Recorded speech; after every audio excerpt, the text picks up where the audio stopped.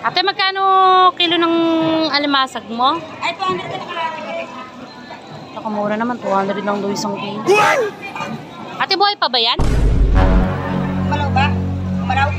Ay, daw gumalaw. Hindi, baka buhay pa po eh. Alam ko nakita mo gumalaw eh. Nagmulto yan pag gumalaw yan. Hindi pwedeng dalhin buhay dito yan. Nakagat yan eh. Ay, may ipin po yan, te. Ha? May ipin. Hindi, wala. May sipin. Bigyan mga ko ate, isang kilo. Ano na ba lahat yan? Puro babae yan. Oh, yeah, sahog daw namin ate sa gulay to eh. Oo.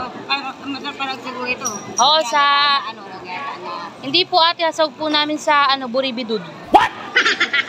Buribibod? Opo. Ay, isang kilo na lang ako. Sige ate. Buribibod? Opo.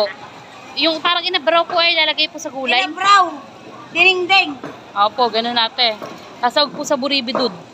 Hindi yan Pag ate ko ba kasi magluluto?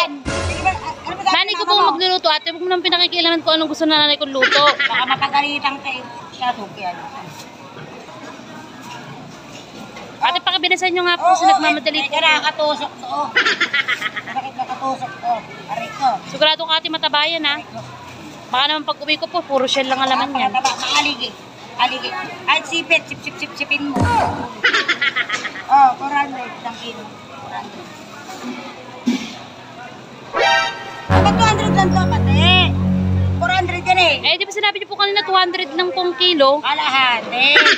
Ay, ganun ba ate? Isang kilo ng alimasag. Puro babae pa o, walang lalaki. Eh, ba't nung po sabi ni nanay 200 lang pong kilo? Yung panahon doon sa may eyebrow, ding-ding, burdibod. Opo.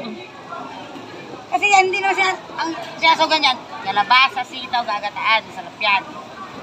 Eh, baka kuros naman yung sila. Ay, alam ko na. Talangka!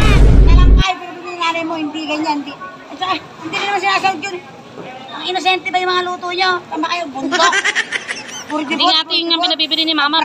At hawa ng alibasag. Bagong lang yung sahog doon. Mas magaling ka pa po ate sa kakain eh. Pinagsasabihan na mo.